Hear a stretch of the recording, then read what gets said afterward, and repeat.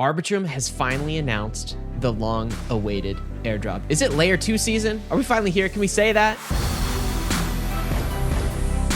Bankless Nation, it is the third Friday of March. David, what time is it? Ryan, it's the Friday Bankless Weekly Rollup where we cover the entire weekly news in crypto, which is always an ambitious endeavor, yet we persevere nonetheless into the frontier with an airdrop this week. The frontier has brought us an airdrop. We found an airdrop. Big one. We got one. It's one that was much anticipated, guys. We're going to tell you about the Arbitrum airdrop. It's happening. And we've got all the details. Mm-hmm. We're also going to talk about some of this fallout from this little banking crisis that seems to be going on. Crisis. It happened after we recorded the last roll-up, and it's been going on until then. So we'll talk about that. Now maybe the contagion has reached Europe. David, what else are we covering? The New York attorney says that Ether is a security, but should we even listen to them at all? Gary says staking is also security-ish. We have to listen to him a little bit more. The CFTC says, hold up. So we'll talk about all those details. And then sad news out of DeFi protocol Euler. It was a big hack, $200 million DeFi hack from a beloved bear market building team. So we'll cover those details and more. Make sure to like and subscribe, rate and review wherever you are listening to this, whether you are listening to this on the podcast or on the YouTube. Hit that like button, hit that subscribe button, and share it with your friends and family to help those who are not yet on their bankless journey go bankless. Speaking of going bankless, David, this is a question for everyone in the Bankless Nation who is listening right now. Are you a bankless citizen yet? David and I told you about the release of our new website, bankless.com, last week. I think we must have said it about 10 times. We're trying to hit our quota of a dozen. Launched last Friday. Fantastic. Getting a lot of great feedback from the community. What the section I have open right now is our Just for Citizens section. So if you were listening to this only, if you will, and you are not a citizen, there's an option to upgrade and become a citizen right now. One thing I'll draw your attention to is something that drops at the time you're listening to this. It should drop today. That is our airdrop guide. All right. Every month we issue an exclusive airdrop guide to all bankless citizens that contains some alpha. It's our best guesses on which airdrops are happening next. And they're still happening. People said that airdrops were dead. Not the case. We just got probably our biggest airdrop of the year. The last, the last long time. Yeah. Just happened this week. And the airdrop guide has a whole bunch more. I don't know, there's a few dozen anyways. And so if you missed out on Arbitrum, or even if you got the Arbitrum opportunity, there are more opportunities to unlock because, as we always say, David, crypto pays you to learn about crypto. You use some of these protocols, you implement the strategies, and you can be eligible for these in the future. Potentially, these are just our guesses. Anyway, citizens get access to this. Our track record's pretty damn good, dude. Our track record's great. Yeah. And we definitely you hear about it in the feedback inside of the Bankless Nation Discord. The Bankless Premium subscription is designed to pay for itself. And this is just one of the many ways in which it does that. Here we go. Let's get to markets, David. The price of Bitcoin this week, we up or we down? We are very up. 15%. When's the last 15% green week that you've seen in Bitcoin? We started the week at 21,650, and that was before we dumped. So right when this always happens, Ryan. We concluded the weekly roll-up last week. Right about here, right? Right about there is when we recorded. And then that big red candle happened, and then it went down even more, and then it resurged all throughout this last week. So we started the week at 21,600, hit a low of below 20,000, which is not a number we want to be below. And then as soon as this banking crisis resolved itself Sunday night, Monday morning, Bitcoin had a massive run, a 20 to 25% run inside of half of a day or something. Look at this. Yeah, below 20,000 to almost 27,000. We are currently at $24,700, up 15% on the week from where we started at 21,000. So it's one of the most volatile weeks in crypto price action, probably of the year, ending the week positive over the last 7 days by up 15%. So as is tradition, I'm sure by the time you hear this, we'll be down another 20%. I was joking, like, down after that candle down, like, we need to just change this section. It's like, all right, Bankless Nation, please pull out your charts. Open your price checker. That's the price of Bitcoin. Recite Bitcoin to yourself. Recite ETH to yourself. Yeah. Insert here. How about ETH price? That tells a story, though, which is different than Bitcoin. It's also up as you'd expect, but not up as much. What's the ETH price? Yeah, ETH price starting the week at $1,530. It fell down to below $1,400. Moved up almost to $1,800. And now is at $1,660. So a very volatile week. Overall up 8.5% on the week.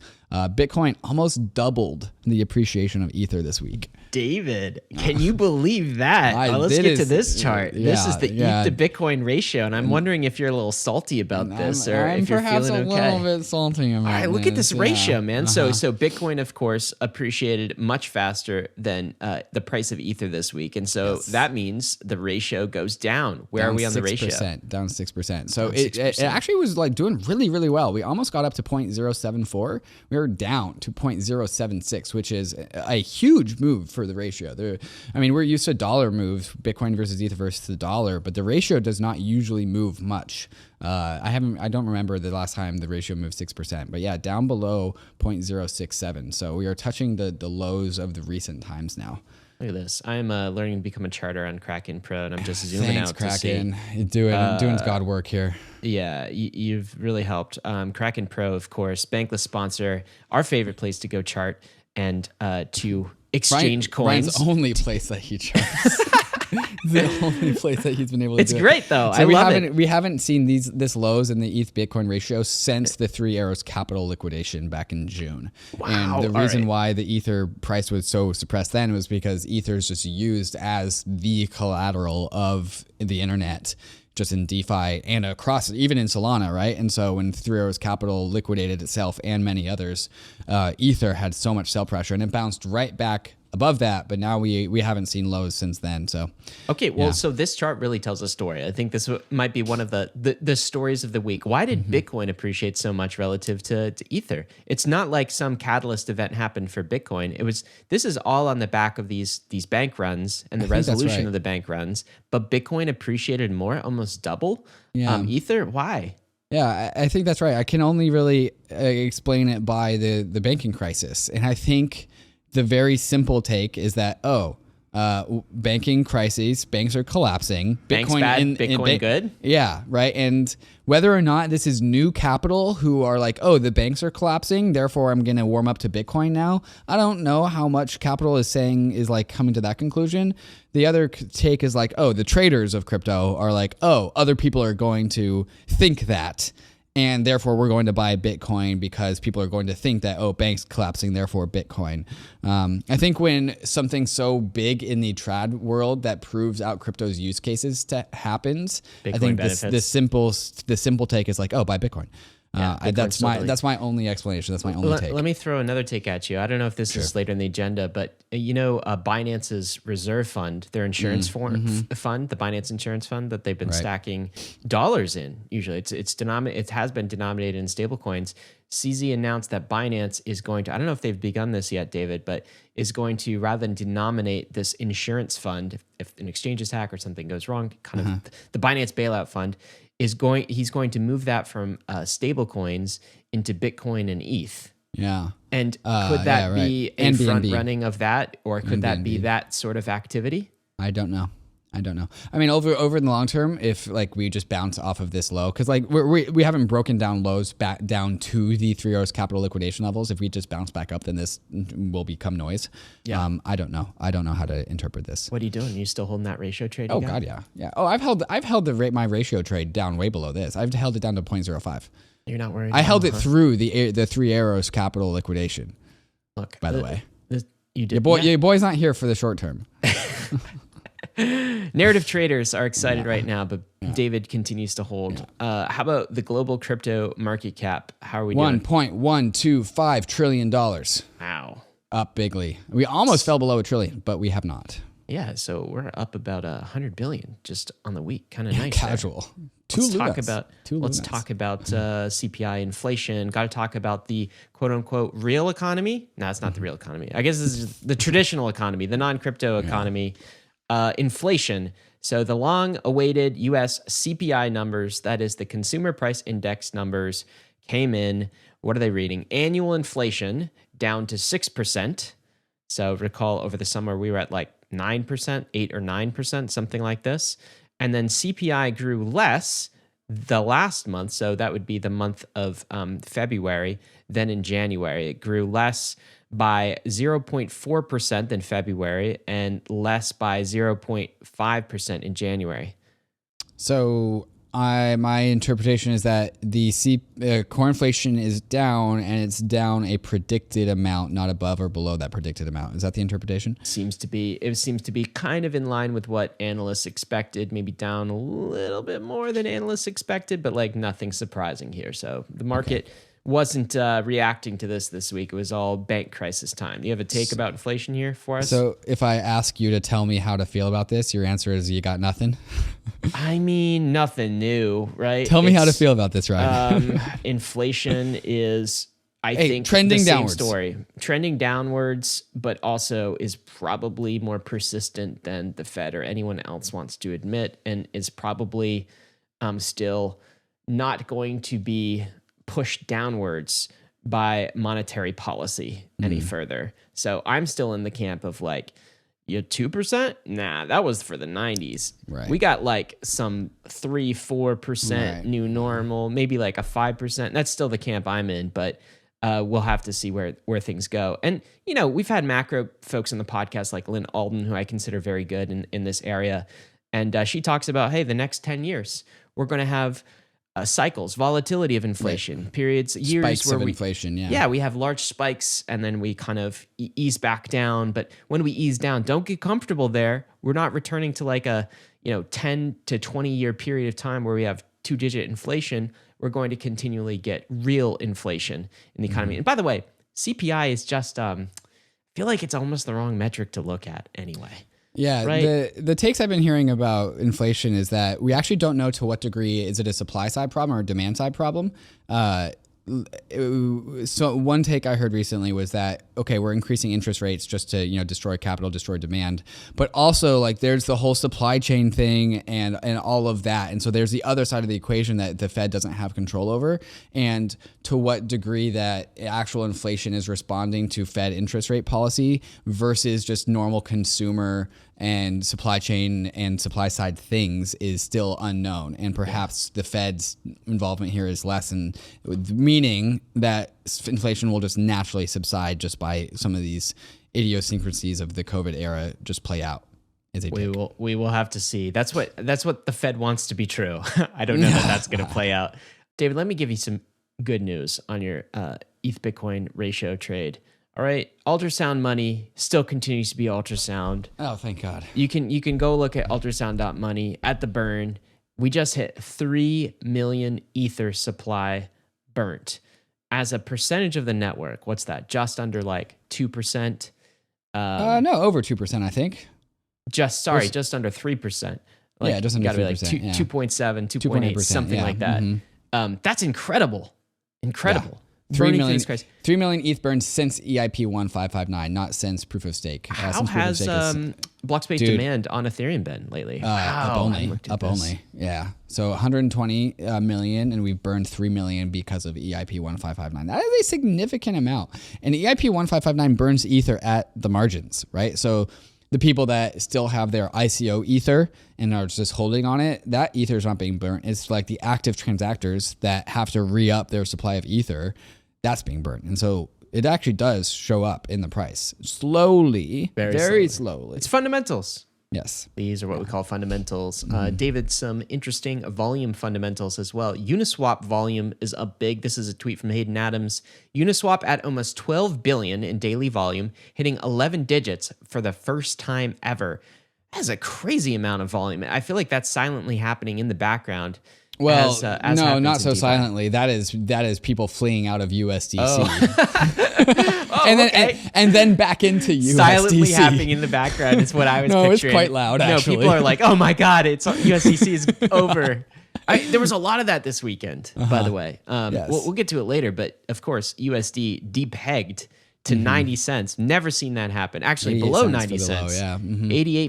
88 cents. Never seen that before. So I guess that's why the exchange activity was busy. Yeah, that's exactly right. Yeah.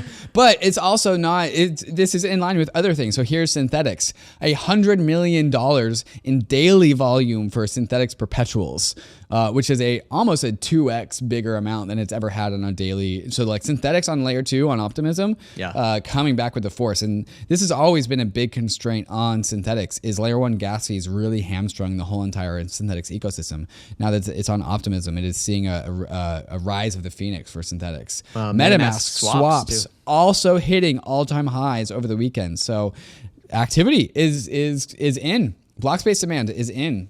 I'm going to do a quick shout out for our friends and sponsors at MetaMask here. Seems like an appropriate time. Did you know, Bankless Nation, inside of your MetaMask wallet, there's this really cool feature called the swap. You could do inside of MetaMask. Don't need to go to an exchange. You just swap one asset for another, really reasonable prices, and you get that done inside of your wallet. That's what's does the whole all-time order highs. routing thing to go through all the exchanges, so you don't have to do with it. It's like Kayak for your hotels.com or it's just like Kayak. Trivago or whatever that is. Yeah, Kayak for digital assets. Yeah, right. There you go. And thanks for MetaMask for supporting Bankless as always. David, what do we have coming up next? Coming up next, what do we have? The Arbitrum Airdrop is what we're going to talk about. So we're going to talk about all those details. Today, in about 2 hours and 10 minutes, we're going to live stream with the Arbitrum team. So that is available for those that are listening to this on Friday. But then we're going to talk about the banking crises and all about the fallout from that, the joint statement from the FDIC, Signature Bank, whether this is an attack on crypto, Tom Emmer's letter to the FDIC, Jeremy Allaire's USDC, and Credit Suisse, because the banking crisis hit Europe. And then after that, we got to talk about the New York Attorney General that alleges that Ether is a security. But do we even care about that person? I don't even know. Anyways, all of that and more as soon as we get back from some of these fantastic sponsors that make the show possible. KRAKEN has been a leader in the crypto industry for the last 12 years. Dedicated to accelerating the global adoption of crypto, KRAKEN puts an emphasis on security, transparency, and client support, which is why over 9 million clients have come to love KRAKEN's products. Whether you're a beginner or a pro, the KRAKEN UX is simple, intuitive, and frictionless, making the KRAKEN app a great place for all to get involved and learn about crypto. For those with experience, the redesigned KRAKEN Pro app and web experience is completely customizable to your trading needs, integrating key trading features into one seamless interface. KRAKEN has a 24/7, 365 client support team that is globally recognized. KRAKEN support is available wherever, whenever you need them, by phone, chat, or email. And for all of you NFTers out there, the brand new KRAKEN NFT beta platform gives you the best NFT trading experience possible. Rarity rankings, no gas fees, and the ability to buy an NFT straight with cash. Does your crypto exchange prioritize its customers the way that KRAKEN does? And if not, sign up with KRAKEN at kraken.com/bankless. Learning about crypto is hard. Until now. Introducing MetaMask Learn, an open educational platform about crypto, Web3, self-custody, wallet management, and all the other topics needed to onboard people into this crazy world of crypto. MetaMask Learn is an interactive platform with each lesson offering a simulation for the task at hand, giving you actual practical experience for navigating Web3. The purpose of MetaMask Learn is to teach people the basics of self-custody and wallet security in a safe environment. And while MetaMask Learn always takes the time to define Web3 specific vocabulary, it is still a jargon-free experience for the crypto-curious user. Friendly, not scary. MetaMask Learn is available in 10 languages with more to be added soon, and it's meant to cater to a global Web3 audience. So, are you tired of having to explain crypto concepts to your friends? Go to learn.metamask.io and add MetaMask Learn to your guides to get onboarded into the world of Web3. Arbitrum has finally announced the long-awaited airdrop. David, is it layer 2 season? Are we finally here? Can we say that? I think so. So Arbitrum's releasing their token. Optimism just had their base announcement with Coinbase. 2, count them, ZK EVMs go live next week. This is the layer 2 summer that we have been talking about for like 2 years now. Finally coming. It's happening. It was the summer, just not in summertime. Anyway, the ARB token, that's what they called it, ARB, so not RB. I like that, ARB, will be used to govern over the Arbitrum ecosystem. And yes, it will be airdropped early to users. It launches next Friday, as March 23rd. So the announcement is today. We know what's going to happen. We know some of the details. David's getting into that. The actual token goes live next Friday. So next Thursday, actually. Next Thursday. Oh, is it next Thursday? Okay, sorry, Thursday. guys. Yeah. So next Thursday, by the next roll-up, we'll have some actual token information. But David, you know all about this because you've been talking to Arbitrum. We have him on later. Give us the deets. Yeah, so, 10 billion token supply. 11 point something percent airdropped to users of Arbitrum, 1 point something percent airdropped to DAOs on Arbitrum to give to their communities, a significant percentage being given to the DAO treasury, something like 45%.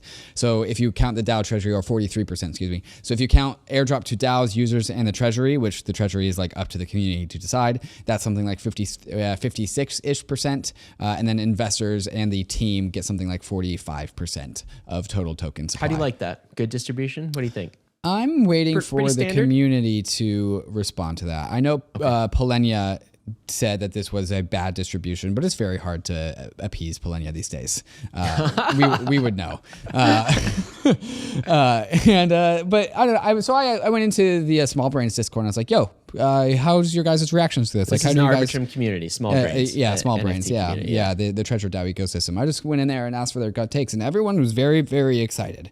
And so the sentiment is good. Strong morale, strong sentiment. I think the community is accepting this. That's my take there. Okay, that's the supply. Now, how are they actually distributing the airdrop portion of it, David? Who's getting this? How do I know if I'm eligible? Okay, so there's a bunch of different reasons why one could be eligible for the Arbitrum token. I think you're going to go ahead and hit that button, and we can look at this happen live, Ryan. Yeah, see how many tokens you got. All right, how many tokens did Ryan get? A wallet I've been using. Let's see. Hey, look at that confetti! 3,000 tokens. I did 5 things out of the 6 things. Yes, That's but those cool 5 things also have tiers inside of them as well. So 6 different things, each one's with internal tiers. So did you bridge to Arbitrum? So that's pretty binary, like yes or no. You did. Looks like you did not bridge to Arbitrum Nova, so you did not get that qualification. 2 different chains. Not with this wallet. Not with okay. This wallet. Not with this wallet. No. Yeah, all your 17 other wallets. Yeah. Transactions over time. So you've conducted transactions during 2 of distinct months. If you did it with 6 months, you got more. If you did it with 9 months, you got even more than that. So that's like a usage type thing. How often are you doing this? Yeah, exactly. Next one, transaction frequency and interaction. More than 4 transactions or interacted with 4 smart contracts is the base tier, and that goes up to 100 transactions with more than 100 smart contracts for the big power users out there.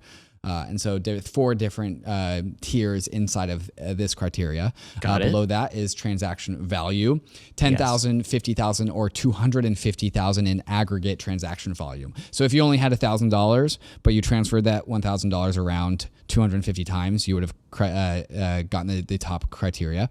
And then bridged to Arbitrum 1. So assets bridged if you deposit more than 10,000, 50,000, or $250,000 of assets to Arbitrum 1. And then activity on Arbitrum Nova as well, the other Arbitrum chain. So those are all the criteria. Yeah. Mm-hmm. So I got 3,000 ARB tokens. And again, they're not awarded right now, so I can't come claim these. I can go claim them next Thursday. Yes, next Thursday. And then you will also delegate to a delegate for governance, which brings us to the conversation of governance. So Arbitrum is licensing Arbitrum technology to the Arbitrum DAO.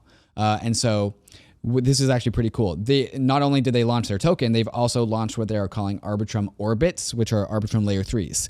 So if you choose to build, if you choose to build an Arbitrum rollup and deploy it on the Ethereum Layer 1, so separate from the Arbitrum ecosystem, you must first get approval from the DAO. If you choose to build an Arbitrum rollup and deploy it on Arbitrum 1 or Arbitrum Nova, that is completely permissionless. So you can use Arbitrum technology freely to build on top of Arbitrum pre-existing chains. But if you want to take the Arbitrum technology and build your own independent rollup that settles directly to the Ethereum Layer 1, you must first get DAO approval by token vote. Okay, let me make sure I understand this. So if we were to create a bankless Arbitrum rollup and our own, apart from Nova, apart from Arbitrum One, Yes. it has to go to DAO vote. Yes. The ARB token holders have to give us, 51% or more. Right. Okay, so if we want to do that, but it is completely permissionless if we want to build our chain, like what a chain on a chain, layer 3, yeah, a layer 3, a layer 3 using Arbitrum tech, on top of Arbitrum. On top of Arbitrum One, That is or free Nova, and permissionless, or Nova, correct? free and permissionless. Yes. Interesting. All right, what's the intent behind that? Do you think? Well, naturally, the value of the Arbitrum chain gets contained by the ARB token if you build on top of Arbitrum, one or Nova. But if you build an independent chain, you need to justify why you aren't building inside of the Arbitrum network. And so the DAO will determine whether that effort is legitimate fascinating. or not. I think that's very fascinating. Nice experiment. Okay, what else does the ARB token do besides vote? Anything? Do I pay transaction fees for it, or is that still Ether? Oh, no, that's always going to be Ether. Yeah, the other big thing is that there is a multi-sig that backstops the fault proofs for Arbitrum. So Arbitrum fault proofs are actually operational and running. So the chain is legitimately decentralized. We are now in what Vitalik would call a phase 1 of Rollup decentralization out of 4, which is live fault proofs. Are we seeing that on L2 beat? The risk? I don't know if they have that updated that fast. Okay. So that is live and running, and it's backstopped by a 9 of 12 multi-sig. So it's like, when your kid is like learning to balance on a bicycle, but you keep your hands there, like that's what's going. So the kid's balancing, but you still keep your hands to catch them there. That's what the multi-sig does. Did I read this group of multi-sig holders? It's called the Security Council. That's correct. A security council. So if they're attacked, then there is a multi-sig way to kind of like do a fast upgrade, some sort of very fast reaction. And that's right. Yes. Okay. But fraud proofs are happening now. Correct. Yeah. That's big. Yeah.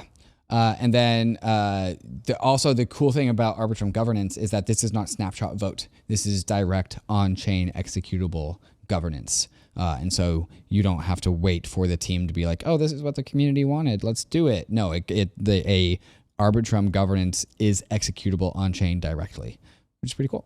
Yeah, but like directly on-chain, what does that mean? What does that mean? As opposed to like DAO governance, which is like, all right, let's do a snapshot vote. Like, oh, this side won. That means we're going to do this. No, where it's like Arbitrum, just social contract. Yes, exactly. Yeah. I see. No, the Arbitrum token governance is live on chain. It's binding, correct. It's on-chain binding. That's really cool. There's also this brand new thing called the Arbitrum Constitution. I mean, you can kind of expect what that is. It's the social contract of the DAO. It also sets some terms. AIP, Arbitrum Improvement Proposal. There's the DAO Treasury, governed chain, non-governed chains, et cetera, et cetera, et cetera. And so this is all found at docs.arbitrum.foundation. And there's now an Arbitrum Foundation that exists. Very cool. They really gave this a lot of thought. Yes. I can certainly tell this. Big rollout. Okay, let's talk about this. We don't know what the price of the token is at this point in time, but we will by the next rollup. Yep. Are there any guesses? Do you have any estimates on what we might be looking at? I guess you could just do comparables of other layer 2 ecosystems. What would the value of my 3,000 ARB tokens be? Yeah, so 10 billion Arbitrum tokens. Coincidentally, conveniently, Matic and Optimism are roughly valued kind of close to each other. Matic is valued at $11.4 billion, fully diluted. Optimism is valued at $10.7 billion, fully diluted. Optimism has a lot more of dilution to go. The market cap is much lower than the fully diluted value, but the fully diluted value, I think, is the one to pay attention to for the time being. So if we think that Arbitrum is going to be about valued like these two, comparable, like for like, 1-to-1-ish, that would mean that one ARB token is going to be about $1.10-ish. If you think that Arbitrum is equivalent to Matic and Optimism. So just above $1 is what? I think that is the prediction. safe base case. Could be that more. is a conservative estimation, in my opinion, is like $1.10. How much supply is hidden? This will be more similar to Optimism than to Matic in terms of the liquid supply that's on the market. Is that right? Yeah, Matic is like Matic has gone through price discovery, and so it's an old token. That's why. Yes. The older the token, the more distribution is in the hands of kind of the open market, and the less is locked up in kind of insiders and investors and that sort of thing. Yeah, that's right. And so the market cap of Matic Polygon is 10.3 billion, where the fully diluted value is 11.3 billion. So it's like 90% issued, right? Yeah. Optimism is a fully diluted value of 10.5 billion with a market cap of 750 million. Under 10%. So under 10% totally issued. Arbitrum is coming in with a 12% airdrop. So they are going to be a little bit ahead of Optimism in total amount actually live circulating and trading. And so they'll still have a lot more to go in terms of price discovery. Optimism's price discovery there's a lot of price discovery in the Optimism token, like already baked in. Arbitrum's going to be about a little bit more ahead, but about the same. And so I think there's a lot more DeFi and financial activity on Arbitrum than Optimism. I think it's safe to assume, this is my estimation, I have no idea what the market's going to do, obviously. Like a like-for-like comparable of 1-to-1 for Arbitrum to Optimism and Polygon is very safe and conservative. I think it would be reasonable to assume a 2-to-1 valuation. Is 2-to-1 valuation. So $2.25 for ARB, depending on how manic the community is and how many tokens they want to purchase on the secondary. Who knows? And who knows what the initial price might be, right? That's all up to the market to decide. We have a fantastic report that Bankless put out if you want to get the details on that, because I think if you received airdrop, the not financial advice question is, what do I do with it? Do I hold it? Do I sell it? You definitely delegate it. Definitely well, that would require not selling. So sure. But yeah, so you can I think you have to delegate the claim, however. So Arbitrum's DeFi moat, that is a really interesting thing. I mean, for me personally, I would not sell my ARB tokens. I mean, it's layer 2 seasons just getting started, my friends, and Arbitrum is one of the most promising layer 2s out there. Not financial advice. Never is, of course, but we have some videos on the Bankless website you can go check out. We're talking to their team. We're recording that a little bit later. That should be live by the time you get this episode. And the last thing I'll say is if you want an automatic notification system of when your Arbitrum airdrop dropped, you just got to go to earni.fi. So that is EARNI.FI. Type in your ETH address. Earnify is the ultimate airdrop finder for you. Okay, it's like a super robot that just alerts you when you have an airdrop in your particular address when you're eligible, because most airdrops people never get an opportunity to claim. So go check that out. There'll be a link in the show notes, of course. Earnify is a Bankless property now. So we're really excited about that tech and the value it's delivering to the Bankless Nation. Wow. Cool day. Very good. That was so it's nice to have fun things to talk about, fun and happy things, but now we're going to have to go on to the sad things. This is a joint statement by the Treasury, the Federal Reserve, and the FDIC. Those are all the big ones. Big Gov telling us something on March 12th. Was that Sunday? Did they issue that on a Sunday? Sunday evening at 6:15 Eastern. Basically the last moment that they had to issue the statement before people were going to get real crazy Monday morning when markets opened up. All right. So what happened? For people who didn't catch our episode that we did on Monday about the banking crisis, can you just give us the highlights of what actually happened from the last roll-up until now? So right after we recorded their last roll-up, Silicon Valley Bank had a run on the bank. And people realized that this bank was going to legitimately run out of money to give to people that had cash in Silicon Valley Bank. And so that caused just a bunch of fear, because many of startups in the crypto space and just overall startups in general bank with Silicon Valley Bank. Some of the startups that you and I, Ryan, have angel invested in have used Silicon Valley Bank as their bank. No longer, because that bank is gone. But people were very, very worried that this would create contagion. And so this run on the bank would create runs on other banks, because the reason why Silicon Valley Bank went under was because of a common theme, a common structure that many, many banks have, which is long-dated securities, long-dated maturity securities, treasuries that are like 10-year treasuries, 5-year treasuries, long-term treasuries versus short-term treasuries. And so when they bought these long-term treasuries and then the Federal Reserve jacked up interest rates, those long-term treasuries and other securities that were all like long-term time horizons went down in value quite a lot. And so that created a big hole. And then people needed to withdraw their cash at some point in time. And they did it fast. And they did it fast. Well, because people started to realize that there's not a lot of money left, so they had to, try and because cram through the door. It was social media that when the VCs are typing in all caps, like, there's a run on the bank, withdraw your funds. That Guess cascades. what happens? Yeah, a run on the bank. Yeah, people don't literally show up, although there were some people actually showing up at the branches of Silicon Valley Bank. But like, people are just withdrawing electronically, wire transfers, doing it as fast as possible. That's what the run on the bank was. So we had Silvergate, then Silicon Valley Bank. There was another one as well. Yes. But so this was the surprise in this statement here from the joint statement, was that Signature Bank was also announced in this statement that they have also shuttered Signature Bank in addition to Silicon Valley Bank. So that was a surprise. The Fed, the FDIC. And so not only did they take control, seize Silicon Valley Bank, and then here's the big thing about the statement is that FDIC insurance, which is usually $250,000, they effectively just raised it to infinity for these two banks. So the Fed took over Silicon Valley and Signature Bank and said, hey, if you have money in this bank, no, even if it's over $250,000, you will totally be insured, and we will give you your money back starting on Monday. And that's what quelled the fears, and that's what stopped the bank run. But it was really this Signature Bank shutdown, which was a kind of a surprise, because it wasn't Signature that had a run on the bank, it was Silicon Valley Bank. And so the Feds said that, well, Signature Bank was also under stress, and so they seized that one as well.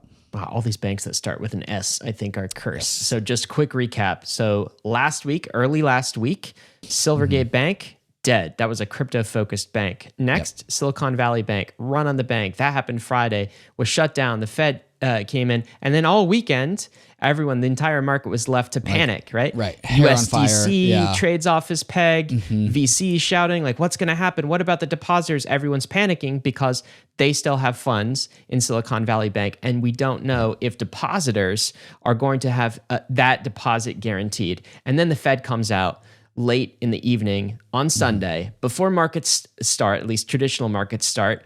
Crypto is trading during this whole time, never shuts down. Right. And they say, nope, depositors, we're going to make them whole for Silicon Valley Bank. Oh, and by the way, we're shutting down preemptively Signature Bank. That's what this is. So the question is, like, Signature Bank, why Signature Bank? Was this a targeted attack, or was Signature Bank just as weak as Silicon Valley Bank?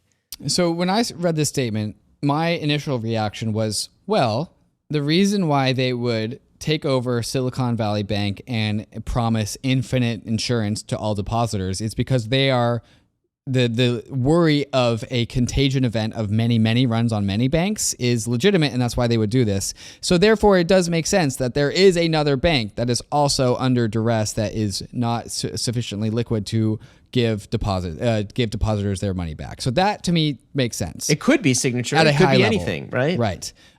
Other takes have come out with other information that this was an opportunistic takedown of a crypto bank, which, if you take the other side of this perspective, well, we were starting January and February talking about Operation Chokepoint 2.0 and how the Fed and the Treasury was trying to come after politically banking services that would bank crypto customers. And so, well, it kind of makes sense that they would do this regardless of the actual financial condition. And so people have passed this back and forth.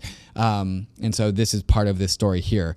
Here's Nick Carter's take, which is talking about former Senator Barney Frank of Dodd-Frank, the Dodd-Frank Act, openly admits that Signature was arbitrarily shuttered despite no insolvency because regulators wanted to kill off the last major pro-crypto bank. He is not a crypto person. He does not care about our industry. So this is like a decently unbiased take, is that he said that there's no real objective reason that Signature Bank had to be seized, which is a big statement from the Frank of Dodd-Frank to say. This is Barney Frank, like pointing the finger at the Fed and the U.S. government and saying, this is a direct quote. I think part of what happened was that regulators wanted to send a very strong anti-crypto message. Barney Frank saying this. This is not crypto zealots saying this. We became the poster boy because there was no insolvency based on the fundamentals. And the reason why he's saying we is because he is at Silvergate. He is a board he's member at Signature. Of Silvergate. So, excuse me, Signature. We'll get our S's. There's so many S's here with these banks. Yes, and so Fed officials saying crypto had nothing to do with the Signature takedown. But then in this article, it's stated that any buyer of Signature Bank who wants to buy this distressed bank must agree to give up all the crypto businesses at that bank. Okay. Oh my God, I didn't know that. Not looking great. Not looking great. So the traditional way to kind of, I'm going to say bail out, but save depositors as a bank is to have a bigger bank buy all the depositors' assets, right? And this is saying that maybe any buyer of Signature has to agree to give up all the crypto business at the bank. Crypto businesses fail. Sick. How is this legal? Yeah, I don't know. So here is Zero Hedge commenting on that recent Nick Carter take. Crypto is now a political issue. The Democrats want to crush it, and the Republicans, GOP, will use that in 2024. We'll see what that happens when the elections come around. I hope this doesn't become a left versus right thing. Is Congressman Tom Emmer, Republican, saying, today I sent a letter to FDIC Chairman Grunberg regarding reports that the FDIC is weaponizing recent instability in the banking sector to purge legal activity from the United States. So Tom Emmer, member of Congress. Also, we are in talks with him about coming on Bankless, so we will talk to him directly soon. I think he's coming on next Friday, David. But that is not all. So here's Jake Stravinsky tweeting out, today the Blockchain Association sent FOIA requests, that is Freedom of Information Act requests, to the Fed, the FDIC, and OCC demanding information about the unlawful banking of crypto companies. We are collecting evidence of debanking. Share your story with us. And he gives an email to do that, debanked@theblockchainassociation.org, plus a thread. So whether or not that this was a run on Signature Bank or this was a targeted political takedown of one of the few remaining crypto banks, sounds like we're going to get down to the bottom of it, because we have the Blockchain Association with freedom of information, because we live in a democracy, and also a congressman going after this as well. So the sleuths are on the case. We will find this out. We'll see if the allegations are true. Yeah, Jake Chervinsky here tweeting, there are troubling reports of crypto companies having their bank accounts closed with no notice and explanation. And this is a disturbing trend suggesting that regulators are trying to cut crypto entirely out of the banking system. Not legal to target an industry like that and to target a specific set of depositors. David, let's go back to the USDC story, though, because that hit crypto. Of course, crypto didn't stop trading. USDC was still trading against other stablecoin assets, dropped down to 88 cents. Panic. We had Jeremy Allaire on the podcast earlier, but this is his statement that he issued right after that Fed letter was sent out that all depositors at Silicon Valley and Signature Bank would be made whole. What's the story for USDC here? Yeah, so I've pulled out 3 tweets out of his thread that I thought were worth stating. 100% of USDC reserves are safe and sound, and we will complete our transfer of remaining SVB, Silicon Valley Bank cash, to BNY Mellon. Much bigger bank. With the closure of Signature Bank announced tonight, we will not be able to process minting and redemptions through Signet, which is a product from Signature Bank. Signature Network is what it was. It was a product to facilitate customer transfers instantaneously inside of Signature Bank. So like Wintermute, I believe, is a customer of Signet, no longer because it's down. And so like you could have instant bank transfers across clients. Since that isn't Signet still up? It's just being operated now by BNY Mellon. Apparently it's still up and running, but they are no longer depending on that. So they are now taking on settlements through BNY Mellon. And then lastly, indeed, the Payment Stablecoin Act, which remains a very active pursuit in Congress, would enshrine a regime where stablecoin funds, aka USDC, would be held with cash at the Fed and short-term T-bills. We need this law now more than ever if we truly want a safe financial system. I think it's worth noting that like 2 banks that served Circle went down, and Circle persists and is trading just at $1. one step ahead. All you got to do. And now it's at BNY Mellon, man. And so like they are just climbing the ladder of bigger and bigger and safer banks. Like USDC is an increasingly safe place to hold your money. Well, now basically one USDC is as good as a bank in a too big to fail financial banking system. So basically, USDC is going to get depositor bailed out if anything goes wrong, as long as the U.S. banking structure holds. As long as don't become overly draconian about crypto, Right, exactly. Anyway, the full story with Jeremy Allaire is actually on the Bankless podcast. I learned so much about USDC. That was one of the hardest, the most hard-hitting 30 minutes podcast. It was a very short podcast, and he was just like dropping the information. He was like, here's what happened over the last 5 years. We asked like 2 questions in 30 minutes, and he answered more questions than I had. Yeah, go check that out. Of course, this is a centralized stablecoin. This is not a decentralized stablecoin, but that is still important in the crypto ecosystem as well. For like, Jeremy is a crypto person. He is our Trojan horse into TradFi. Yeah, that's how we do it. They're still paying ETH gas fees. They're still burning ETH, aren't they? That's right. Okay, so this contagion has maybe spread to Europe. What's the story here as we record this, David? Yeah, so Credit Suisse under duress in Europe. Credit Suisse, perhaps not the most like legitimate bank out there. Perhaps did some money laundering. Are you causing a run on the bank right now, David? Perhaps could have facilitated more legitimate financial transactions. I don't know. Okay. Could have been better. Anyways, the shares of Credit Suisse hit all-time lows, but then the stock price resurged because the Swiss central bank agreed to loan the bank up to 50 billion francs, $54 billion, to bolster confidence in the country's second largest lender following the collapse of 2 other banks, is the article. So Credit Suisse not looking great, but they also needed a bailout from a central bank. The weak banks are shaky, right? But I do think, central banks, whatever country you're in, are going to bail out depositors. They can't afford to have banking contagion spread across all of their respective countries. So I think that's the story here. There's a story about stock prices of the big banks as well. What are we looking at here? A bunch of lines going down and to the right of JP Morgan, Bank of America, Citigroup, Wells Fargo, Morgan Stanley, Goldman Sachs. Not one of them is better than negative 10%. So bank stock slide. Ryan Selkis had a take here. Well, bank stock slide. What was crypto doing last week? Up 10%. Down 10 to 20% versus up 10% for crypto. Well, doesn't this expose? Is this a narrative trade? Doesn't this? I think it's a few things. I think one, it's a little bit of a narrative trade. People waking up and being like, "Well, how safe is my money?" Number 2, I think this indicates a more dovish Fed moving forward. How much can Powell actually increase rates? Which is, of course, good for risk-on assets like crypto. Here we go. FedNow. What is FedNow, and how does that link to the story of what we've been talking about, David? FedNow is like as close as you get to a CBDC without actually making a CBDC. It's not. It's like it's not a CBDC in itself, is it? It's like a side chain. For digital bank dollars. Yes. Yeah, it's like a transaction sidechain for the Fed. Instant payment service from FedNow starting in July aims to reduce the gap in payment time between United States financial institutions. This instant payment network will settle payments in seconds and support transactions between consumers, merchants, and banks. Does not rely on blockchain. So the conspiracy here, Ryan, is that Signature Bank was taken by the Fed. Conveniently, FedNow service is announced. Just rolling it out. FedNow is government tech. Right. It's government Signet. It's a government sidechain. It's like Signet made their own private sidechain to facilitate these banking transactions and to settle kind of crypto payments in the U.S. banking system. This is Damon Nam expressing that Silvergate had Silvergate Exchange Network. Signature had Signet. Both were private networks for companies to transfer value between each other using digital assets. Where are both now?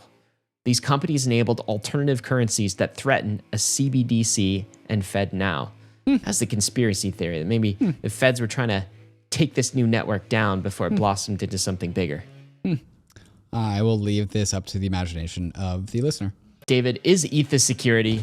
All right, this was buzzing last week as well because New York Attorney General alleged that Ether is a security. So someone who does not get to determine what a security is alleged that Ether is a security. That should be what the headline is. Okay, so what's the take here? What's going on? The New York Attorney General is suing KuCoin, an exchange, saying that it violated securities laws by offering tokens that meet the definition of a security without registering with the Attorney General's office. What were those tokens? Luna, well, no one's going to defend that one, UST, and Ether. Like, just lumping all those things together as if they're the same. And they have argued that Ether is a security. Why is Ether a security? Well, because the value of Ether is dependent on efforts of others, including co-founder Vitalik Buterin and the Ethereum Foundation, which, man, are we talking to a Bitcoin maxi or are we talking to the New York Attorney General? I can't tell the difference. It's important to realize these are just court filings to try to prove a case. So it's not even necessarily kind of cringe, actually. A statement. I feel like it made headlines because of the name. It's a, New York Attorney General of the name. Not that this is actually, she doesn't have the power to do this, basically. It'd just be like me tweeting, Bitcoin is a security. I don't have the power to, I declare a security. I declare. It doesn't work like that, guys. This is pretty bad. Yeah. The statement, you can read the details. And there's some analysis this week of what happens if Ether is a security. It's just an illegitimate question. Like, what happens if Ether is a security? It's not, nothing's going to happen. Well, I guess if somehow the US government all colludes as part of this extended Operation Chokepoint to choke off crypto and somehow Ether is able to declare Ether a security and that is not defeated in the court system, then what happens? The US is eliminated from the crypto race. Like, it's not going to kill Ethereum long term. And by the way, I think that I give the odds of that happening 1%, 2% maybe. It's probably not worth thinking about. That's my current take. I mean, I could be wrong about that. Worth thinking about, yeah. But it's just a lot of noise. And speaking of noise, Gary Gensler is saying some of the same noise as well. What's Gary saying? He's saying that proof of stake tokens are securities. And so returns that token holders see from stakings indicate that these tokens are securities, according to Gensler, and would need to be registered under U.S. securities laws. Whether they're promoting or putting into a protocol and locking up their tokens in a protocol that's often a small group of entrepreneurs and developers are developing, I would suggest that each of these token operators seek to come into compliance, and the same with the intermediaries. At this point, this is just the Gary stump speech. Oh, crypto is security. Crypto? I declare a security. I declare. Also, Gary can't also... does Gary get to determine what is a security? No, he doesn't. No, either. Not even Gary gets to determine that. Yeah. What is that determined by? Courts, right? Yeah. Am I right on that one? It should be. I think Gary can prosecute, but then he has to prove his case in court. Who are you going to prosecute with Ethereum? How does that even work? You're going to take Vitalik Buterin to court? Okay. Man, I wouldn't like to see that. But I would not like to see that. At I some would level, love to see Vitalik. Okay, so when in front of Congress brings out, I've seen Vitalik bring out clause sometimes, against Bitcoin maxis, or when he does clause in a way that's I'm going to rationally destroy your argument in front of you, sort of thing. Not in a very concise way, and it's going to. I'm going to verbally pants you. Maybe that's the right way to do it. Verbally, I've seen Vitalik verbally pants people a number of times. It is just an absolute dream of me, a daydream to imagine that he might be able to do that for Gary Gensler one time. I think this could happen in Congress one day. But anyway, I don't want to put Vitalik in that situation. This is all stupid noise anyway. It's not worth anyone's time. David, we got a lot coming up next. What are we covering? Starbucks sold 2,000 NFTs inside of 20 minutes. We have a withdrawal date. Did you know that, Ryan? In the middle of the Arbitrum airdrop, like everyone's talking about Arbitrum today, we also got the date for I the just Shanghai learned fork. that by reading the Rollup agenda today. So we're going to talk about when withdrawals are going to be enabled. Or sadly, we're going to have to talk about Euler and the hack there. And Aztec is sunsetting Aztec Connect, but perhaps for something better. So we're going to get to all these updates and more as soon as we talk to some of these fantastic sponsors that make the show possible. UNISWAP is the largest on-chain marketplace for self-custody digital assets. UNISWAP is, of course, a decentralized exchange, but you know this because you've been listening to Bankless. But did you know that the UNISWAP web app has a shiny new fiat on-ramp? Now you can go directly from fiat in your bank to tokens in DeFi inside of Uniswap. Not only that, but Polygon, Arbitrum, and Optimism Layer 2s are supported right out of the gate. But that's just DeFi. Uniswap is also an NFT aggregator, letting you find more listings for the best prices across the NFT world. With Uniswap, you can sweep floors on multiple NFTs, and Uniswap's universal router will optimize your gas fees for you. Uniswap is making it as easy as possible to go from bank account to bankless assets across Ethereum, and we couldn't be more thankful for having them as a sponsor. So go to app.uniswap.org today to buy, sell, or swap tokens and NFTs. The Phantom wallet is coming to Ethereum. The #1 wallet on Solana is bringing its millions of users and beloved UX to Ethereum and Polygon. If you haven't used Phantom before, you've been missing out. Phantom was one of the first wallets to pioneer Solana staking inside the wallet and will be offering similar staking features for Ethereum and Polygon. But that's just staking. Phantom is also the best home for your NFTs. Phantom has a complete set of features to optimize your NFT experience. Pin your favorites, hide your uglies, burn the spam, and also manage your NFT sale listings from inside the wallet. Phantom is, of course, a multi-chain wallet, but it makes chain management easy, displaying your transactions in a human-readable format with automatic warnings for malicious transactions or phishing websites. Phantom has already saved over 20,000 users from getting scammed or hacked. So get on the Phantom waitlist and be one of the first to access the multi-chain beta. There's a link in the show notes, or you can go to phantom.app/waitlist to get access. Here we go. When is the next Ethereum hard fork, David? When can I withdraw staked ETH? Specifically at block number 6,209,536. That is your answer. Thank you. Maybe you're asking when is that? Thank you, Chat David GPT. Very precise. Yeah, that is going to be April 12th. So a little bit over, under 1 month away from today. Today is the 16th of March. April 12th is when withdrawals happen. We have a date. Lido, however, also has to upgrade its own smart contracts to enable withdrawals. Right? And so Lido is targeting mid-May to allow for Ether to come out of the Lido DAO. So that's the news there. So there could be a delay. That's happening in May, even though the rest of the Ethereum protocol is upgrading earlier. Right, correct. Gotcha. Let's talk about some sad news. This is, I think, really devastating for a really cool DeFi builder team, Euler Labs. What happened, David? What's the news? Yeah, Euler, it's a money market, kind of like Compound and Aave, with some cool new mechanisms, much more governance minimized, with new liquidation schemes that all of the big brains out there think is pretty cool. It was definitely growing in popularity. It was dominating in the staked ETH world. Really great team. Ryan and I are investors in Euler, so disclaimer, I guess, for that.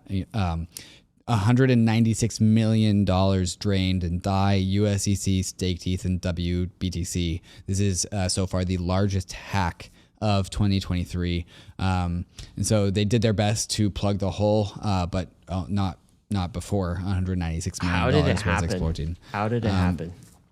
I mean, I'm beyond my capacity to understand the exploit here. It was a flash loan. Yeah, it was a flash loan to start, and then some sort of exploit in the code.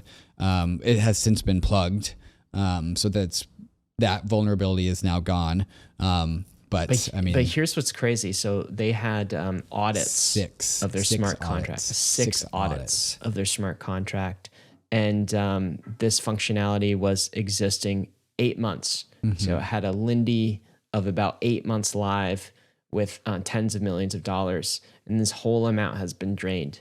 So a lot of DeFi users affected by this. This is, I should emphasize, like some of the hacks that we've seen over the years are kind of like protocols that are just fast and loose. They don't take security into account. they're making obvious, trade-offs, and they're obviously flawed. Euler's not one of those. Right.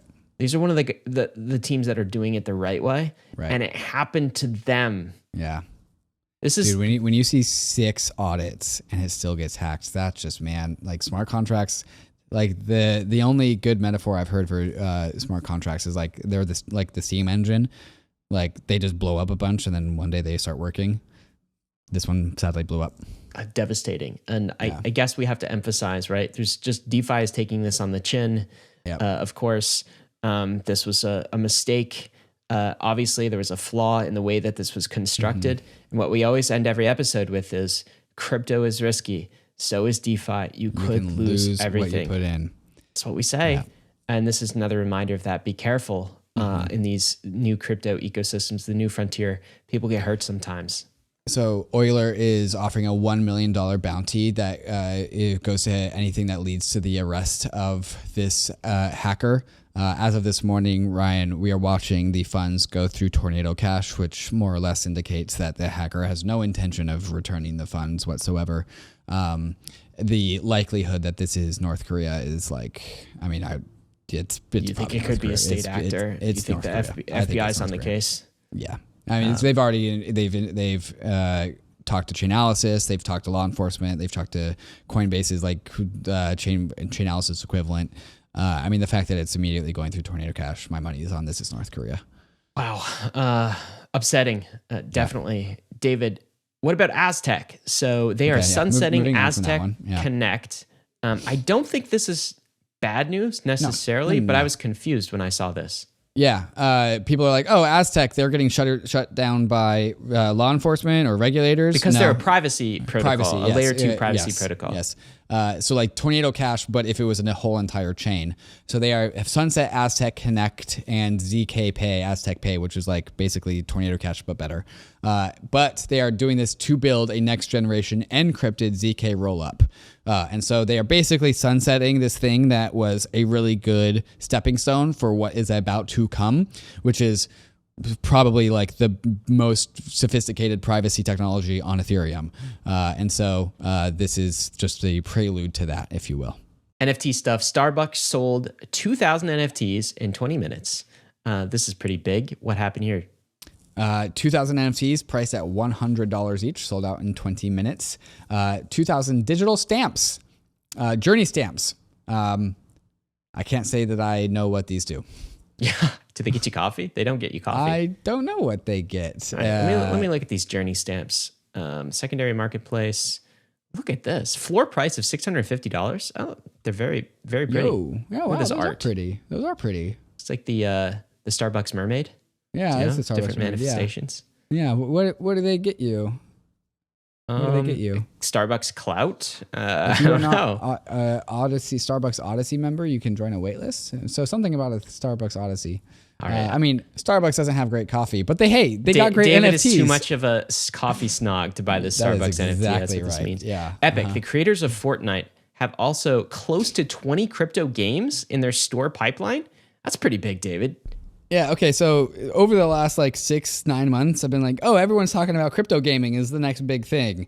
And I was like, okay, that's a fun narrative. Like, let's see if it plays out. After going to ETH Denver, after hearing news like this and talking to some other people about what's going on, like, this in my mind has gone from narrative to no, this is real. Your game like, there was a game at ETH Denver that was absolutely beautiful. For those who like Dark Souls, it looked a lot like Dark Souls. That all the assets in the game were NFTs on a blockchain. And I'm like, well, I did not know. All I gotta say is like well-balanced economic games are fun. Yeah, they're just fun. Like even when I'm playing like crypto, it feels like a game sometimes. It's just one giant economic game, and it's a lot of fun. It's cool that Epic is doing stuff here. On the opposite end of the spectrum, though, Meta is ending NFT support on Instagram. Meta! Dude, what? Instagram. It seemed like only yesterday you just deployed this. This is product news from a product lead at Meta. Some product news across the company. We're looking closely at what we prioritize, including our focus. We're winding down digital collectibles to focus on other ways to support creators, people, and businesses. I'm disappointed by this, David. Yeah. Were people just not using it very much? I don't know. Maybe people weren't using it. Maybe It's kind of a bummer. I mean, they got in at the top and they're leaving at the bottom. Yeah. The simple take is just tourists are tourists and settlers are settlers, guess. and it seems like Meta is maybe acting like a tourist in crypto right now. Man. Well, they say at the bottom of this, they say, and look forward to supporting the many NFT creators who you scroll past it, but like they said, looking forward to support, who using Instagram and Facebook to amplify their work. Well, but you just took away the feature. They support you though. They like morally? I don't know. My take is this is a big opportunity for Web3 social. If Web2 social is going to say bye-bye to NFTs, that's fine. It's a bigger opportunity for decentralized networks. This is, by the way, like the same week that Meta and Zuckerberg announced that they're going to build some sort of decentralized social media thing. Right. Some Twitter alternative. All confusing to me. We'll see Scroll down what to plays that out. fourth tweet because this doesn't make any sense. Let me be clear. Creating opportunities for creators and businesses to connect with their fans and monetize remains a priority, and we're going to focus on areas that we can make impact at scale, such as messaging and monetization opportunities for Reels. Okay, Reel, maybe I am an NFT daydreamer optimist. Yes, you are. But this seems to be the opposite of that. Hey, we're going to not do anything in Web3, and we're going to go back to Web2 and focus on that to, help support our creators. Pretty regressive. Tourists leave, settlers stay. That's all I got to say. It's a good time to shout out the Bankless collectors. We're doing experiments in NFTs, in collectibles. It's working NFTs. for us, Meta. We're doing it just fine. Look at the top collectors here. Should we shout them out for a second? Let's shout 'em out. Absolutely. Who do we got here? How many podcasts have we actually tokenized yet? I think like 6, or excuse me, like 10 or 11 Every or Monday, something. and then we did Every 5 Monday. last year, our Genesis collection. Who are the top collectors, though? You want to read them out? Lyward.eth. We've just figured out how to pronounce his name, Lyward. you, Lyward. 36 tokens. 36 coming in at number 1, 36. Coming in at number 2 at 32 tokens is Landrin.eth. So thank you for guys for being 1 and 2. The race is on. We also got Coker.eth at 20 tokens, Vault.Didercrux.eth, and AutoMagic.eth, 20, 19, and 18 tokens. So they're the top 5 collectors. We really appreciate the support, guys. Thank you, Bankless Nation collectors. Fidelity Crypto quietly went live, giving millions of retail customers access to Bitcoin and Ether. I didn't even notice this happened. This one was quiet. This was a quiet thing. Uniswap was not quiet. This one was quiet. This was quiet. Okay, so Fidelity is absolutely massive. 37 million retail accounts. What do? They just added a buy button for Bitcoin and Ether inside of their app. Bullish. Where are they custodying this, David? Do you know this? I do not know. I think Fidelity has their own custody thing too, don't they? What if they're using that or something like Coinbase? I don't know. I do not know. I mean, this isn't bullish yet because no offense to Fidelity customers, but I will call them the herd. They're not early. Hey, I'm a Fidelity customer. But you also have a KRAKEN account, I'm assuming. Yes. And so where do you do your buys, do. Ryan? In Fidelity or KRAKEN? And Always so KRAKEN. the people that are buying today, like the idea is that when the herd does come, they don't have to leave and they can stay inside of their close, comfy, cozy zone of protection, which is comfort. Fidelity, with the buy button for Ether, When MetaMask integration, Fidelity, when are you doing that? When can I sign in with Ethereum? All right. God, what do I'm we so got? mean. Releases. Uniswap on the BNB chain. That happened. Well, and that's the story. All right. We also have a raise this week. Wanted to mention Soul Wallet, backed with $3 million, aims to bring self-hosted crypto wallets to the next billion.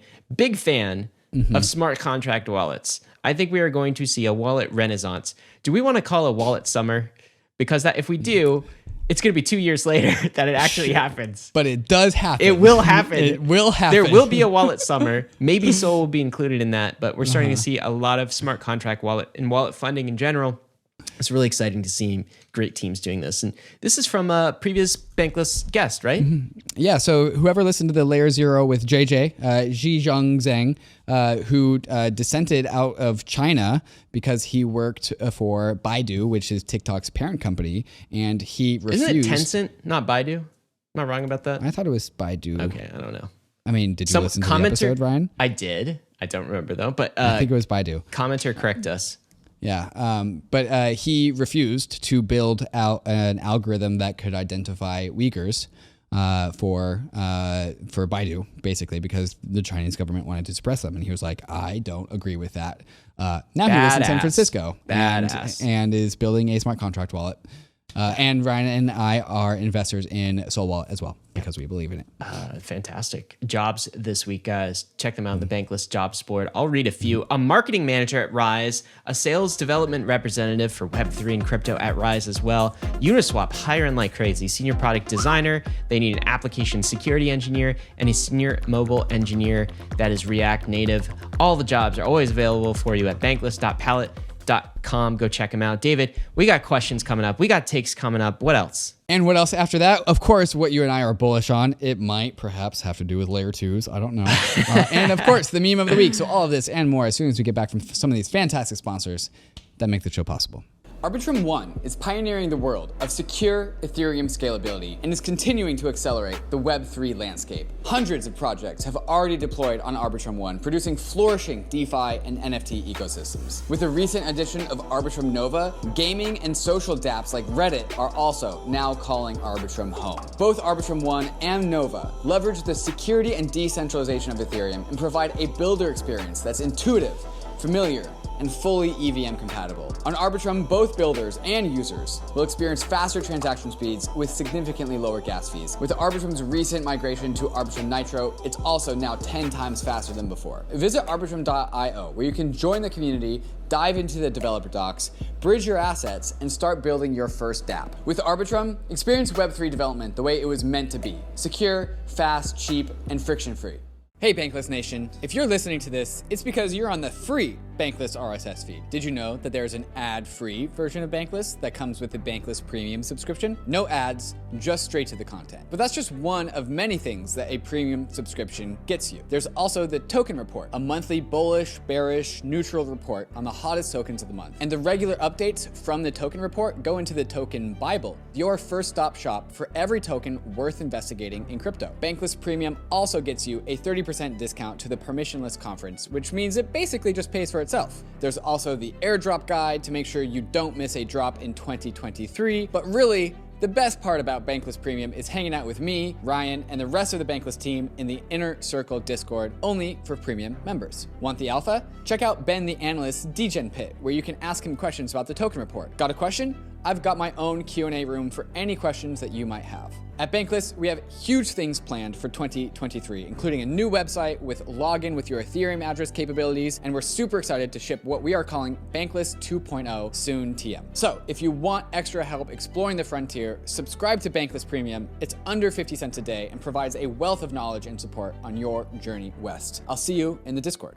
Back with the questions of the week from the Bankless Nation. You can ask those in the Bankless Discord if you are a citizen. As USDC starts looking more and more like a state-backed currency, totally agree there. Do you trust it more or less? I feel like I trust the Fed to prop it up like any other bank, but does that go with the vision of decentralization? Xerox Caesar Severus asked this question. So I think this starts off a very big conversation. And one part is, do we trust USDC? The second part is, how much do we want our DeFi ecosystem to depend on the USDC? So USDC looking more and more like a state-backed currency, 100%. Do I trust it more or less? I trust it to be $1 and to always be able for me to have a claim on $1 of value more and more and more. It is becoming closer to being the CBDC that will never actually come about from the central bank. It is doing like this backdoor strategy. It's like a proto CBDC. It's a proto CBDC, and that's very bullish for it being strong guarantees about always having $1, no matter what happens, even if like cryptography gets broken, for example. It's close to the base layer of the money printer, basically. It's always going to be redeemable, it seems like. And it is doing its job of being $1 no matter what the back end looks like. So I trust that more and more and more every single day. And I think the market is going to understand that too. Like people who sold USDC at 88 cents, they're going to remember that if USDC ever like loses its peg again, like it's USDC starting to become anti-fragile. It's coming up stronger out of this. Right. So I trust it more and more and more. Does that go with the vision of decentralization? We watched DAI depeg because it was dependent on USDC.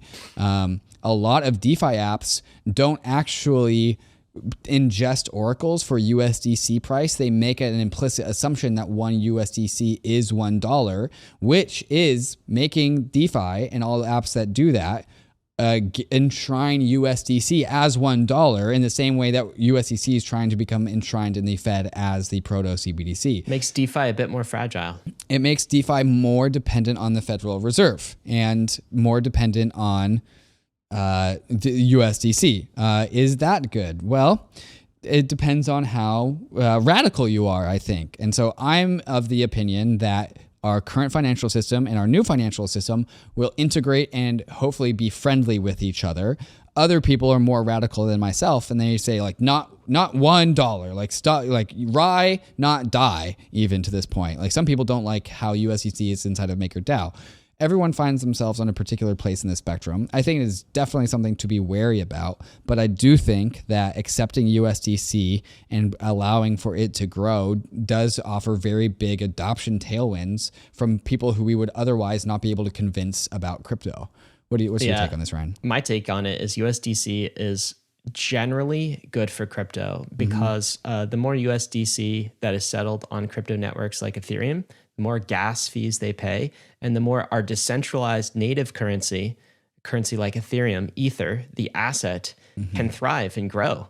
Every time somebody transacts with USDC on Ethereum, they pay tax to ETH holders, which increases the value of Ether.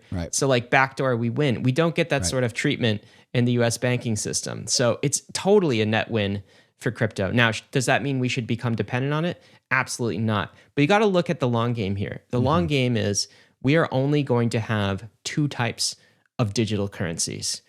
Type 1 is central bank digital currencies, of which USDC is a proto version of that. It's like that. Type 2 is crypto, internet native, real, non-central bank backed assets. The best assets that fit that profile right now are Ether and Bitcoin. Those are the only two assets kind of in the running for that sort of treatment. And then you can create more stable derivatives on top of them. And so that's the bifurcation. As long as we preserve both, and as long as our decentralized native currencies get stronger and stronger over time, we are winning relative to the position we are in. So I would much rather see the Fed adopt something like USDC that pays transaction fees to Ethereum than to go the Chinese central bank route of creating their own blockchain network and their own super central bank digital currency and not deploying on a decentralized network entirely. So it's good. It's not perfect, but it's better than them not doing it. So it's a net win for crypto. Right.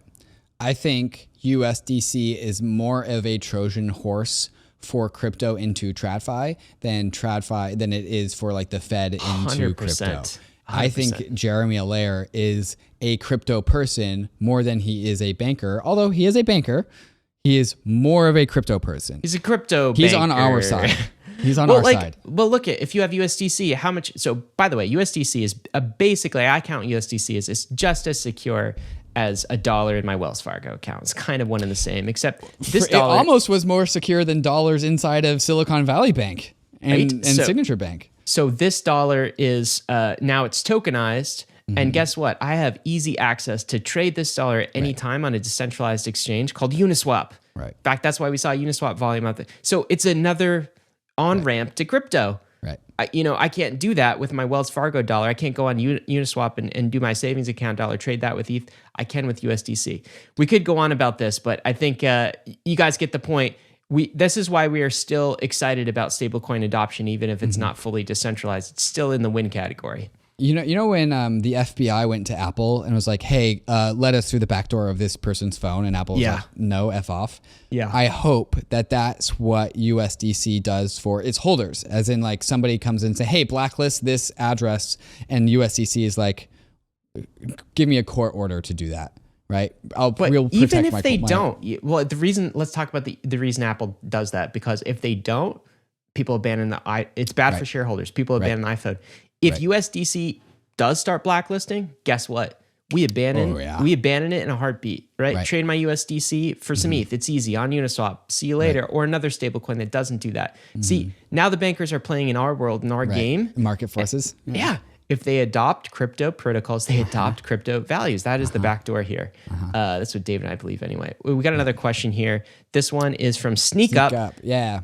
Can you clearly differentiate ZK and optimistic rollups and the different narratives they hold? Oh, that clearly prefix is doing a lot of work here. Yeah. So optimistic rollups, think of them as a fractal off of Ethereum. They are Ethereum, but as a layer 2. They do everything that Ethereum does, and they settle down to Ethereum. Ethereum as a layer 2. A ZK rollup is Ethereum with zero knowledge cryptography as a layer 2. Man, getting to the nuances of this is actually pretty hard. Think of Ethereum with 10x better cryptography and compression and faster and cheaper fees that allow you to have so much computational resource that the limitations for putting almost anything on chain are basically gone. And so, for example, you will see Web3 games on an optimistic rollup like Arbitrum or Optimism. And what that means is that there are games that have assets inside of them. On ZK rollups, you will have fully on-chain games where the game engines and game logic themselves are actually smart contracts. That is perhaps one way to illustrate this. That's all I got, Ryan.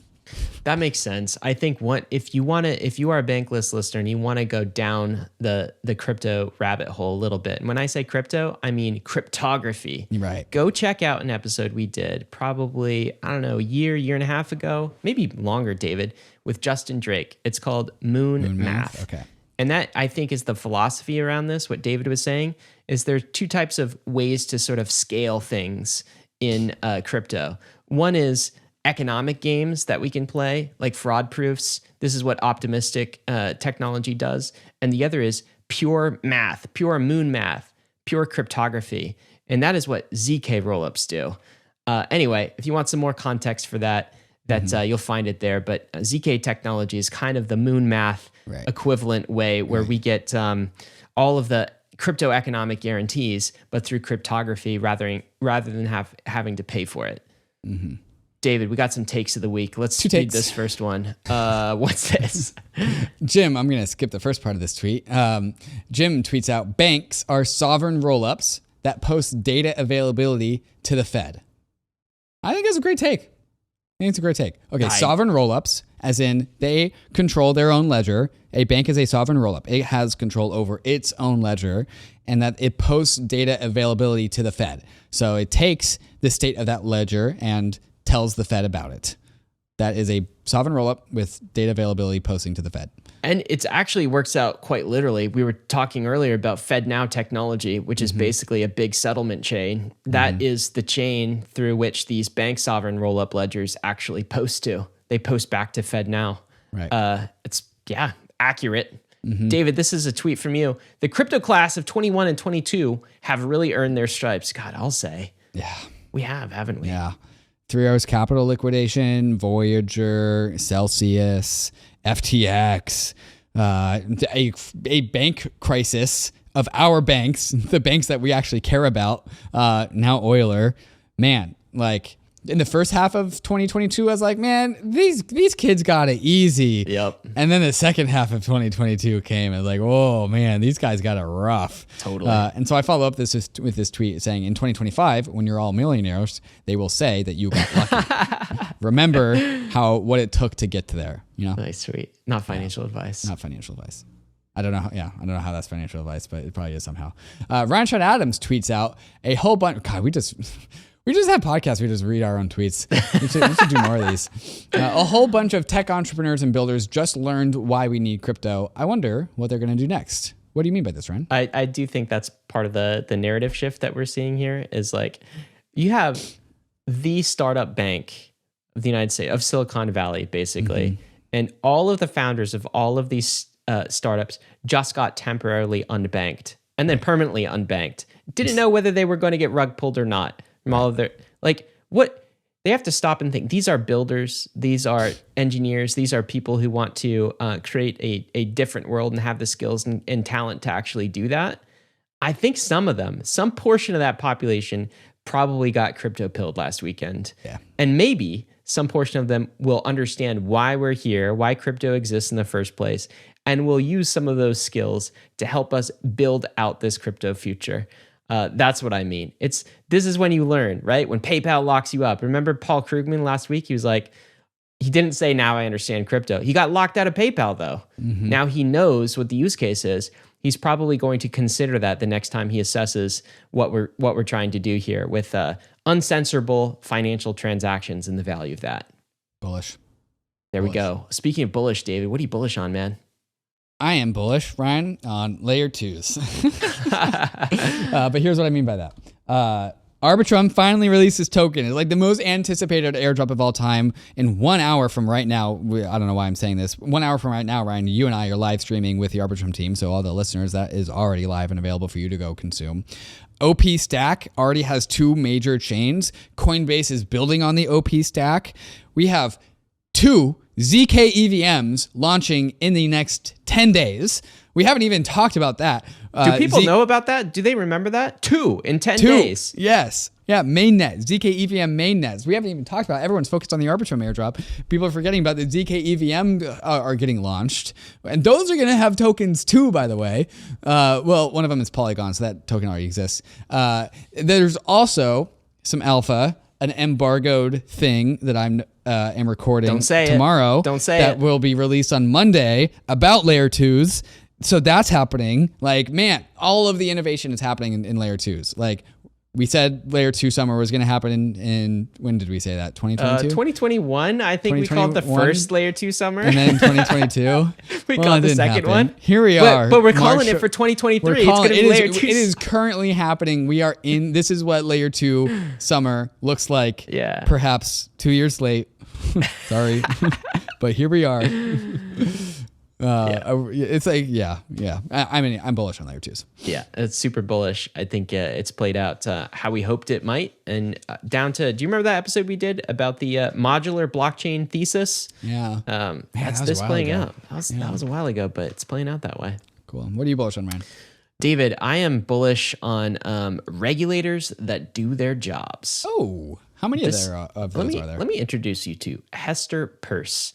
All right, she is an SEC commissioner and the antithesis of Gary Gensler. You know, it occurred to me when Bankless put out this tweet. I was like, we spend a lot of time on Gary Gensler in our rollups and our content and just his crypto. We really do spend too much time on him. I want to take a minute to just thank regulators who are actually doing their job. Hester Peirce is one of them. She is a certified American badass. She is principled. She is smart. She's willing to engage the crypto community, and we are lucky to have her. I'm thankful for this person.